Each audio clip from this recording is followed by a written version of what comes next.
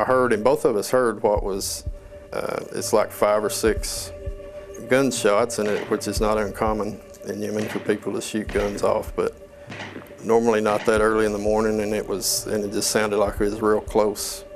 And I just walked around, looked out the window, or the door of the pharmacy. I saw this man come out, and I noticed he wasn't running real fast, but he was kind of moving quickly, and I noticed a gun in his hand. And I mean, he came right in, just right in front of me, and he was probably 5 yards in front of me. And at that time, I knew he was going to shoot, that he was going to shoot me. But I think what an incredible thing about that was that I wasn't filled with a lot of fear. I had a certain peace about all this, and then the shock came. My mom heard that something happened, so she told me to take care of Caleb and not worry about anything. And she'd tell me what happened when she found out. I drove like a mad woman to Gibla. It's about 8 kilometers away. And Lee Hickson heard me outside, and he came and got me. And he took me inside and sat me down and told me that Don had been shot. And he told me he was going to be all right, that he was in the OR and they were fixing to do surgery. And then he told me that the others had not made it.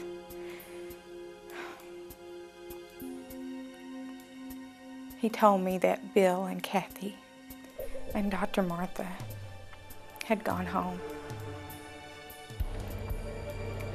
I finally got control of myself, and we went straight to the OR, and Don was on the table. They were just about to put him under, but I got there right in time. Praise the Lord.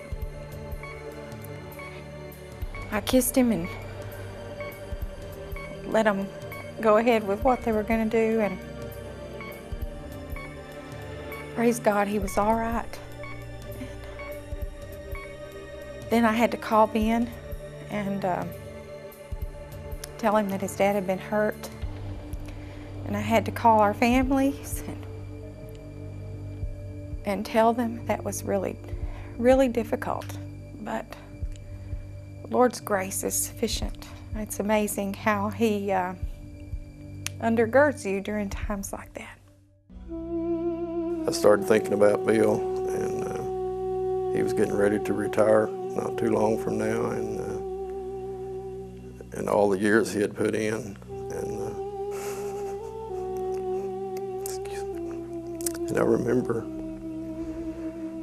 I just remember the love that he had for the people. And Martha also had been there all these years, and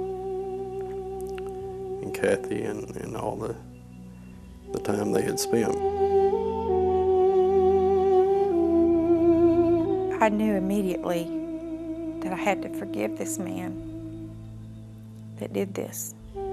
We all gathered for prayer after everything had settled down a little bit. Don was out of surgery. We all gathered for prayer. And we prayed for him that even as Saul of Tarsus had had a Damascus Road experience, that this man would have that same experience, and that God would speak to his heart, and that he would come to know the true God through Jesus Christ. Human beings do terrible things to one another sometimes, whether they call themselves Christians or Muslims or Hindu or whatever. They do terrible things. All I know is that my God told me that he loves everybody, that he died for the whole world. And he told me that I'm supposed to love them just as he loved me. Some people may say that Arabs and Muslims are all terrorists and they're not worthy of the gospel, and we should shake the dust off of our feet and leave and say, well, they're not listening anyway. But Jesus never gave up. None of us are worthy of salvation. None of us. There, but by the grace of God go I.